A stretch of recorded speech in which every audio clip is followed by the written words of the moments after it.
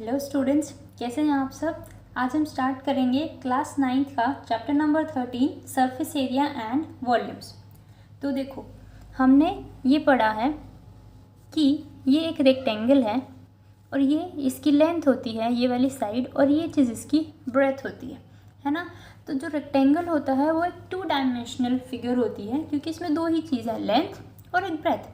पर जब हम इस रेक्टेंगल को कुछ हाइट दे दें, मतलब जैसे कि ये एक पेपर है, अगर मैं इस पेपर के ऊपर और पेपर रखती जाऊंगी तो उसको कुछ हाइट मिल जाएगी, तो वो क्या हो जाएगा, 3 डायमेंशनल फिगर हो जाएगी। तो जब भी किसी रेक्टेंगल को हाइट मिल जाए तो वो क्या बन जाती है, 3 डायमेंशनल फिगर, और उसका नाम क्या होता है, क्यूबॉइड। जैसे ये देखो, ये एक क्यूबॉइड है। क्यों, इसमें देखो इसकी एक लेंथ है, इसकी ब्रेथ भी है और इसकी कुछ हाइट भी है। तो ये कैसी हो गई, ये एक 3 डायमेंशनल फिगर हो गई।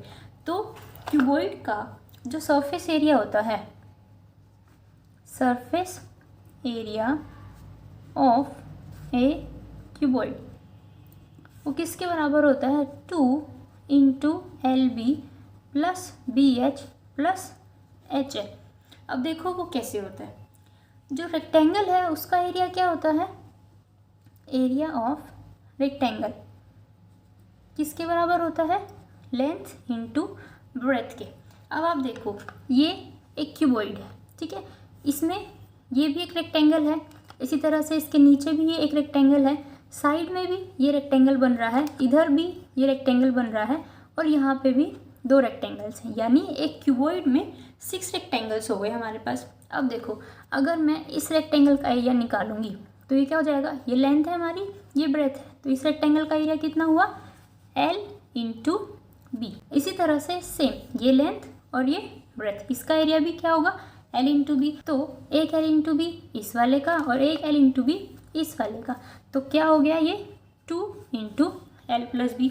ठीक है, फिर हम ये वाला रेक्टेंगल देखते हैं। यहाँ पे ये इसकी लेंथ है और ये इसकी हाइट है, तो इसका एरिया कितना हो जाएगा, लेंथ इंटू हाइट। ठीक है, लेंथ इंटू हाइट। इसी तरह से जब ये इस तरफ है तो यहाँ पे भी यही होगा, लेंथ इंटू हाइट, तो ये भी कितना हो गया, 2 टाइम्स हो गया। फिर अब इसको देखते हैं, तो ये भी तो एक रेक्टेंगल है, इधर भी और इधर भी। इसका एरिया देखो, ये इसकी ब्रेथ थी और ये इसकी हाइट थी, तो इसका एरिया कितना हो जाएगा, B इंटू एच, है ना, सेम इधर भी और इधर भी, तो ये भी क्या हो गया, 2 इंटू B इंटू एच। तो इस पूरे क्यूबॉइड का एरिया कितना हो जाएगा जब हम इनको ऐड कर देंगे। तो देखो, जब इसको ऐड किया तो क्या हो रहा है, ये 2 सब में से कॉमन आ रहा है, ये क्या बचा, L into B LB plus 2 common निकल गया, क्या बचा, L इंटू एच प्लस यहाँ से भी 2 कॉमन निकल गया, बचा B इंटू एच। तो यही हमारा क्या है, क्यूबॉइड का सरफेस एरिया। ठीक है, अब बात करते हैं लेटरल सरफेस एरिया की। Lateral surface area of A cuboid. तो देखो, जब हम टोटल सरफेस एरिया की बात करते हैं तो क्यूबॉइड की सारी साइड्स आती हैं, ठीक है, वो सब 6 की 6 साइड्स हम टोटल सरफेस एरिया में लेके चलते हैं।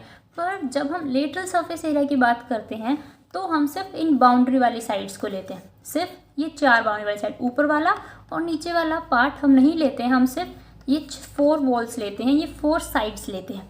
ठीक है, तो अब देखो, जब हम ये 4 साइड्स लेंगे तो इस साइड का जो एरिया है वो कितना होगा, L इंटू एच, तो इस साइड का भी L इंटू एच और इस साइड का भी L इंटू एच, तो ये कितना हुआ, 2 इंटू L इंटू एच। फिर ये वाली साइड लेंगे, इसका कितना हुआ, ये H है और ये B है, तो ये हो गया 2 इंटू बी इंटू एच, और फिर हम इसको ऐड कर देंगे। देखो, हमने इसमें ये वाली साइड कंसीडर नहीं की, L इंटू बी वाली, क्योंकि ये हम टोटल सरफेस एरिया में लेते हैं पूरी की पूरी 6 साइड्स, पर लेटरल सरफेस एरिया में सिर्फ ये 4 साइड्स लेते हैं, हम ऊपर वाला पोर्शन और नीचे वाला पोर्शन नहीं लेते हैं। ठीक है, तो अब देखो ये किसके बराबर आएगा, 2 कॉमन निकल गया, तो ये बचा, इसमें देखो 2 के साथ साथ H भी कॉमन आ रहा है ना, तो 2H कॉमन निकल गया, यहाँ पे बचा L और इधर बचा B। तो क्यूबॉइड के लेटरल सरफेस एरिया क्या हो गया, 2HL plus B, 2H into L plus B। ठीक है, अब इसी तरह से होता है हमारे पास क्यूब। जैसे रेक्टेंगल को हाइट मिलने के बाद वो 3 डायमेंशनल फिगर क्यूबॉइड हो जाती है, उसी तरह से स्क्वायर को हाइट मिलने के बाद वो 3 डायमेंशनल फिगर बन जाती है और उसको हम क्यूब कहते हैं। ठीक है, क्यूबॉइड में और क्यूब में क्या डिफरेंस होता है?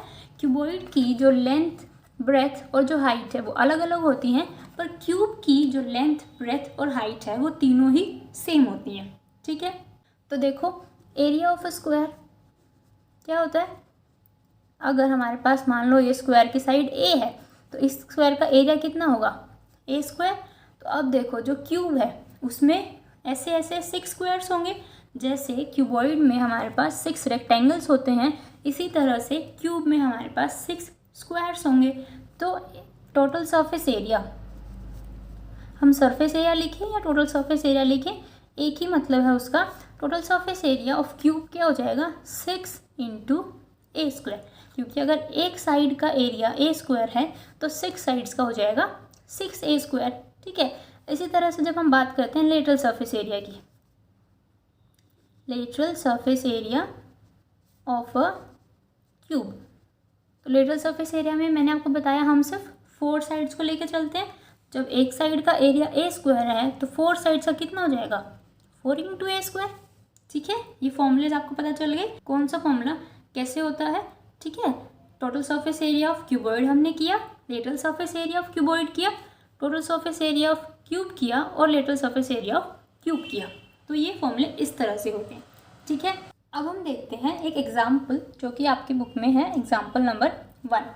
देखो, Mary wants to decorate her Christmas tree, she wants to place the tree on a wooden box covered with coloured paper with picture of Santa Claus on it. Mary को एक Christmas tree decorate करना है और उसके लिए वो जो tree को है ना वो एक वुडन बॉक्स पे रख रही है। उस वुडन बॉक्स को उसे कलर्ड पेपर से कवर करना है। तो उसके लिए she wants to know the exact quantity of paper to buy this purpose. तो वो पैक करने के लिए, वो कवर करने के लिए उसको एग्जैक्ट क्वांटिटी ऑफ पेपर चाहिए। तो जो बॉक्स की जो डायमेंशंस दे रखे हैं वो क्या है? लेंथ है बॉक्स की 80 सेंटीमीटर, ब्रेथ है 40 सेंटीमीटर और हाइट है 20 सेंटीमीटर। और हमें ये बताना है कि how many square sheets of paper of side 40 centimetre would she require. उस एरिया को कवर करने के लिए उसको कितनी स्क्वायर शीट्स लगेंगी और उस स्क्वायर शीट की एक साइड कितनी दी है? 40 सेंटीमीटर। अब देखो, सबसे पहले ये देखो, मैरी को वो पेपर पेस्ट करना है उस बॉक्स के सरफेस पे। जब वो उस बॉक्स के सरफेस पे पेपर को पेस्ट करेगी तो उसको वो हर तरफ से करेगी, है ना। ऐसा तो नहीं है कि वो ऊपर या नीचे किसी तरफ से छोड़ेगी, उसको हर तरफ से करेगी। इसका मतलब हम क्या लेंगे?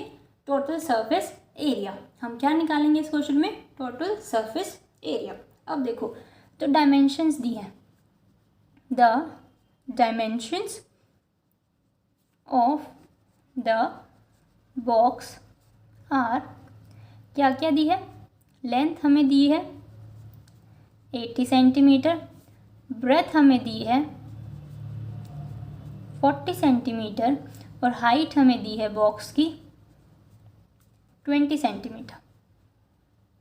ठीक है, तो देखो surface area of the box किसके बराबर होगा?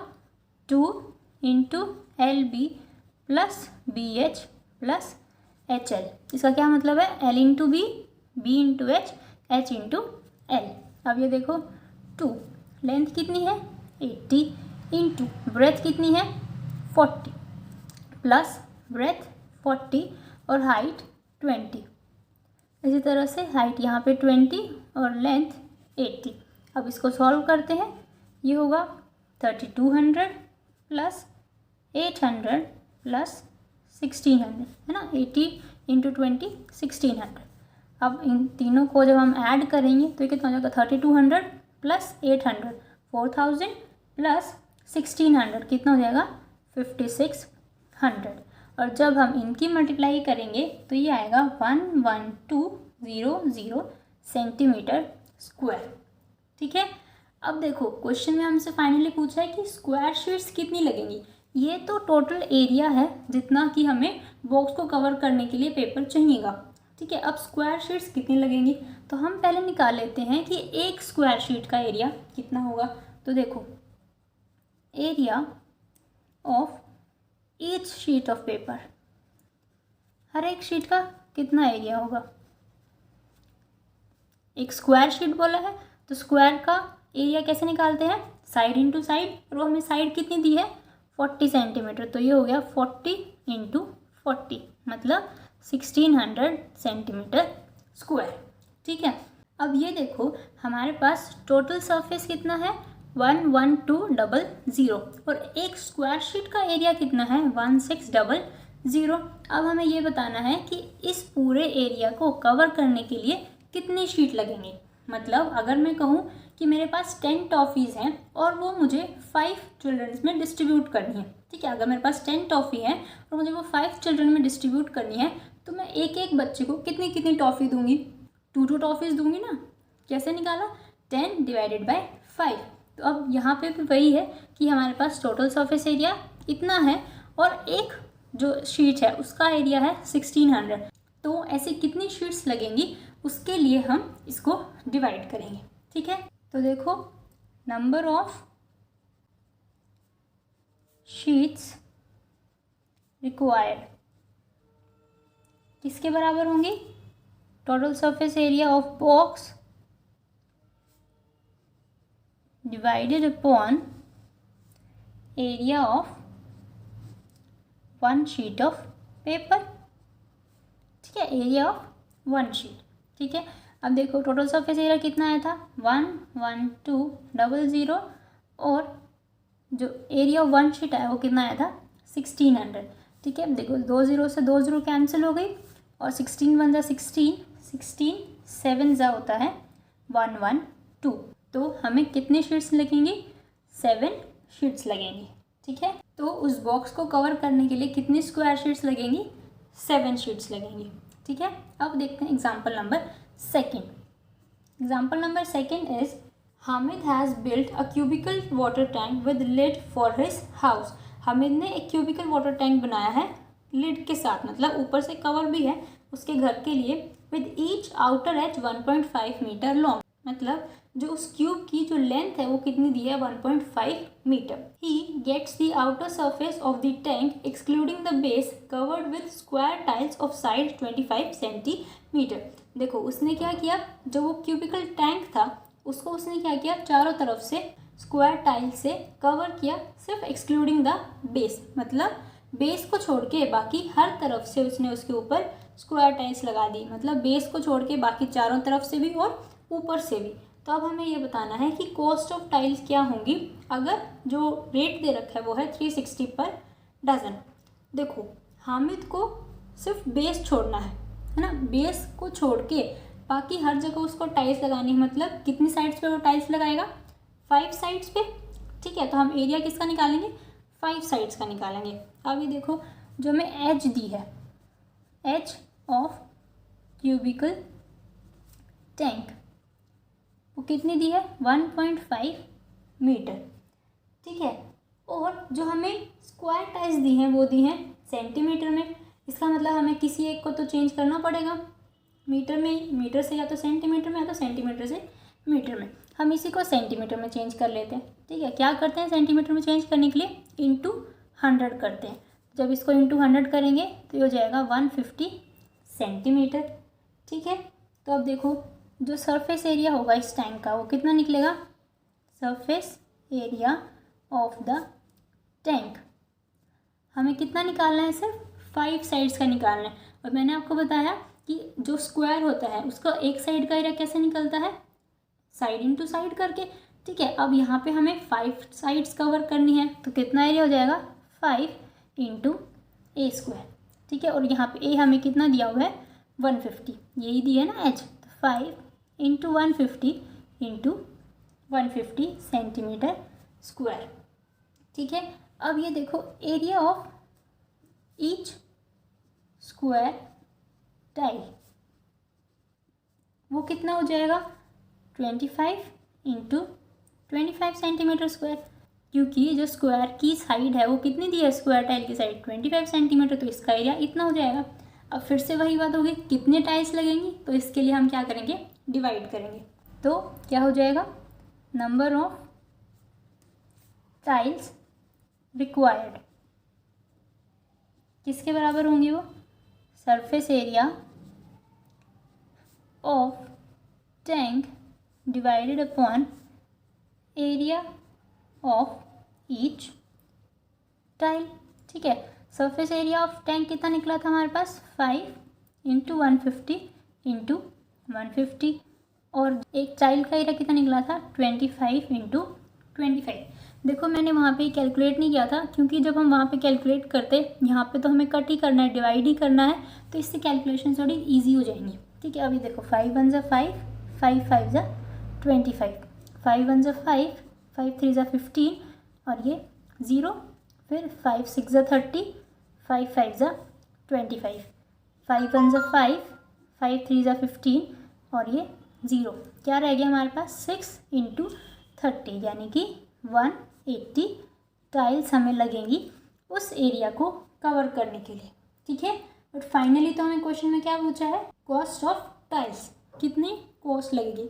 अब देखो जो रेट दिया है वो क्या दिया है कि कॉस्ट ऑफ 1 डजन टाइल, ये ध्यान रखना आप, 1 डजन दिया है, एक टाइल नहीं दी है, 1 डजन टाइल्स दी है, और 1 डजन में कितनी टाइल्स होती हैं? 12 टाइल होती हैं। इसका मतलब कि कॉस्ट ऑफ 12 टाइल्स, इसका क्या मतलब है? कॉस्ट ऑफ 12 टाइल्स वो किसके बराबर हैं? ₹360 के। ठीक है, इसका मतलब कॉस्ट ऑफ 1 टाइल किसके बराबर हो जाएगी? 360 अपॉन 12। ठीक है, और हमें कितनी टाइल्स का निकालना है? कॉस्ट ऑफ 180 टाइल्स, क्योंकि हमारी टाइल्स तो कितनी लगी है? 180। Cost of 180 tiles is equal to 360 upon 12 into 180। तो देखो 12 1 ज़ा 12, 12 3 ज़ा 36, और ये हो गया 0, 18 3 ज़ा 54, और ये 0 0। तो कितनी कॉस्ट आ गई हमारे पास? 5400। ठीक है, और इससे रिलेटेड अगर आपको कोई भी डाउट है तो आप मुझसे कमेंट सेक्शन में कमेंट करके ज़रूर पूछें। Okay, thank you.